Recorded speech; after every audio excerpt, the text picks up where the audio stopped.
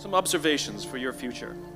I have 5 little rules that you can follow as you find your spark and bring your spark to life. The first is to go after the things that you want. Let me tell you a story. So a friend of mine and I, we went for a run in Central Park. The Roadrunners organization, on the weekends, they host races.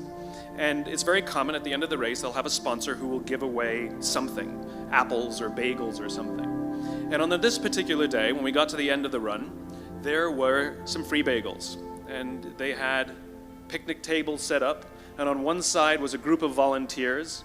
On the table were boxes of bagels, and on the other side was a long line of runners waiting to get their free bagel. So I said to my friend, let's get a bagel. And he looked at me and said, the line's too long. And I said, free bagel. And he said, I don't want to wait in line.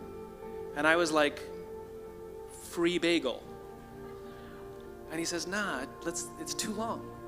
And that's when I realized that there's 2 ways to see the world. Some people see the thing that they want, and some people see the thing that prevents them from getting the thing that they want. I could only see the bagels. He could only see the line. And so I walked up to the line. I leaned in between 2 people, put my hand in the box, and pulled out 2 bagels.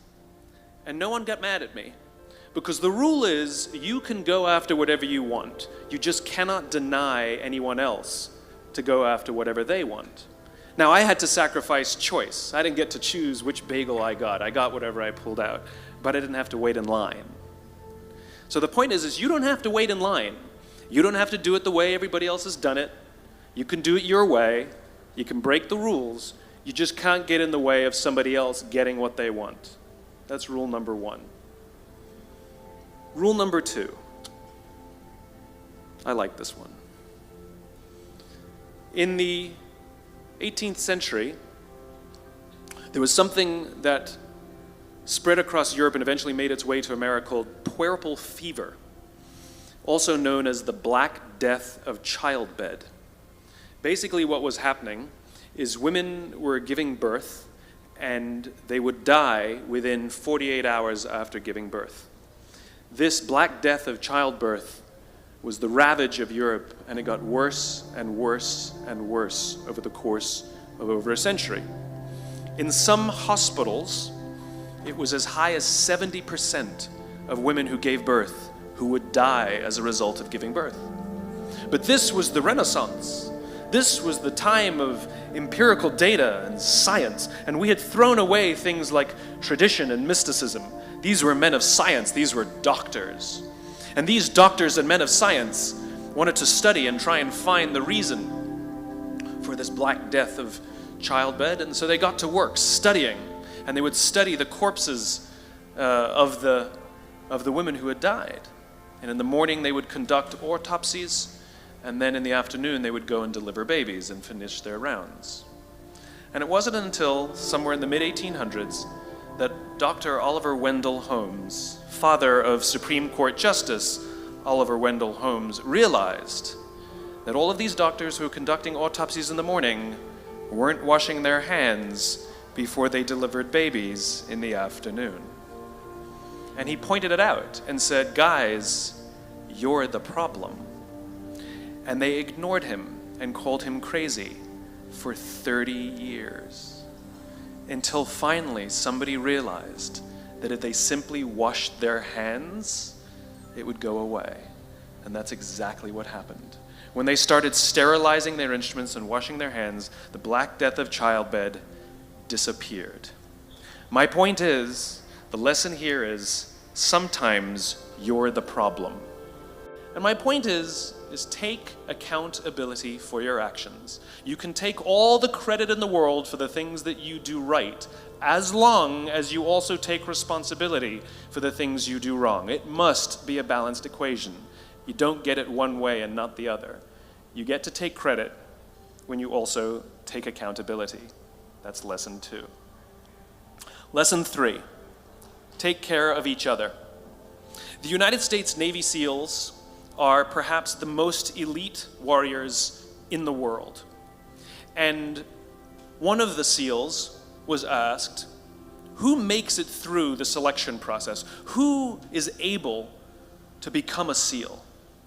And his answer was, I can't tell you the kind of person that becomes a SEAL. I can't tell you the kind of person that makes it through buds. But I can tell you the kind of people who don't become SEALs. He says the guys that show up with huge, bulging muscles, covered in tattoos, who want to prove to the world how tough they are, none of them make it through. He said the preening leaders who like to delegate all their responsibility and never do anything themselves, none of them make it through.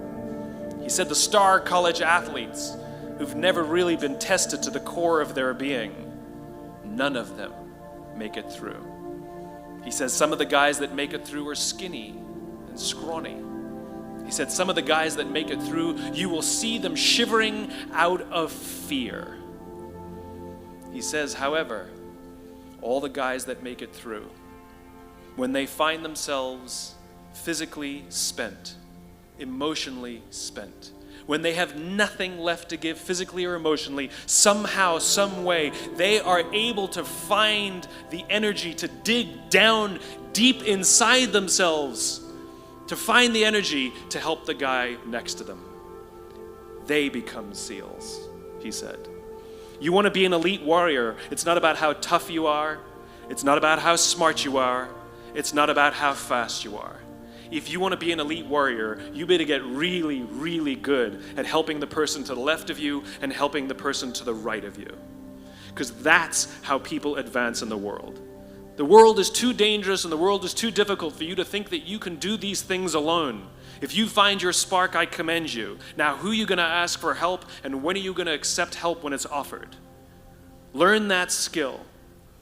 Learn by practicing helping each other. It'll be the single most valuable thing you ever learn in your entire life. To accept help when it's offered and to ask for it when you know that you can't do it. The amazing thing is when you learn to ask for help, you'll discover that there are people all around you who've always wanted to help you. They just didn't think you needed it because you kept pretending that you had everything under control. And the minute you say, I don't know what I'm doing, I'm stuck, I'm scared, I don't think I can do this, you will find that lots of people who love you will rush in and take care of you. But that'll only happen if you learn to take care of them first. Lesson 4.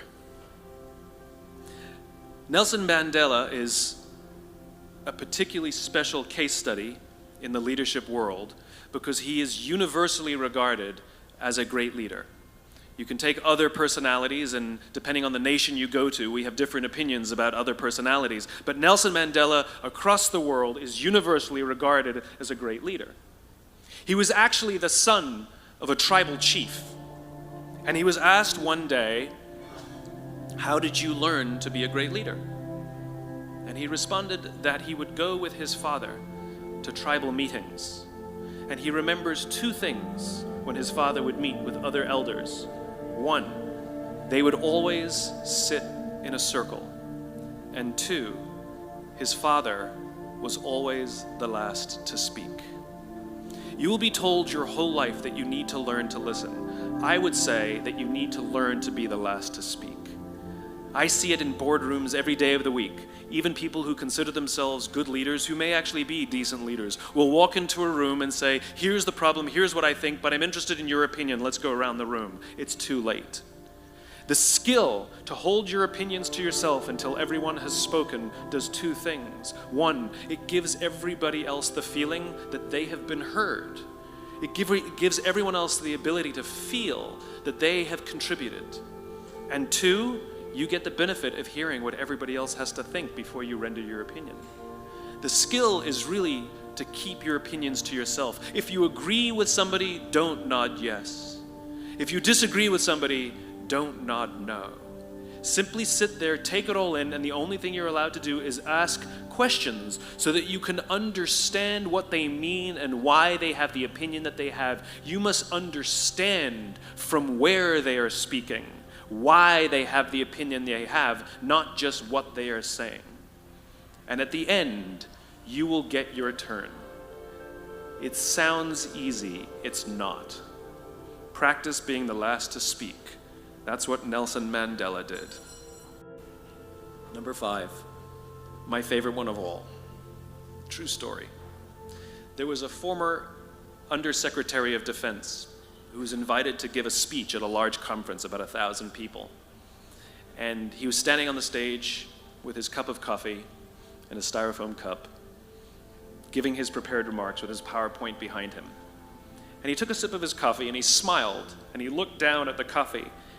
And then he went off script. And he said, last year I spoke at this exact same conference. Last year I was still the undersecretary. And when I spoke here last year, they flew me here business class. And when I arrived at the airport, there was somebody waiting for me to take me to my hotel. And they took me to my hotel and they had already checked me in and they just took me up to my room. And the next morning I came downstairs and there was someone waiting in the lobby to greet me and they drove me to this here same venue. They took me through the back entrance and took me into the green room and handed me a cup of coffee in a beautiful ceramic cup. He says, I'm no longer the undersecretary. I flew here coach. I took a taxi to my hotel and I checked myself in. When I came down the lobby this morning, I took another taxi to this venue. I came in the front door and found my way backstage, and when I asked someone, do you have any coffee? He pointed to the coffee machine in the corner, and I poured myself a cup of coffee into this here styrofoam cup.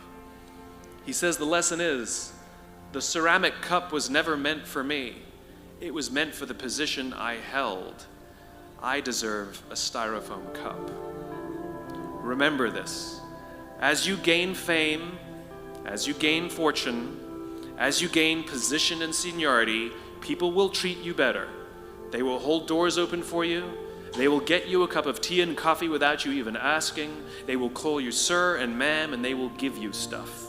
None of that stuff is meant for you. That stuff is meant for the position you hold. It is meant for the level that you have achieved of leader or success or whatever you want to call it. But you will always deserve a styrofoam cup. Remember that. Remember that lesson of humility and gratitude. You can accept all the free stuff. You can accept all the perks. Absolutely, you can enjoy them. But just be grateful for them and know that they're not for you.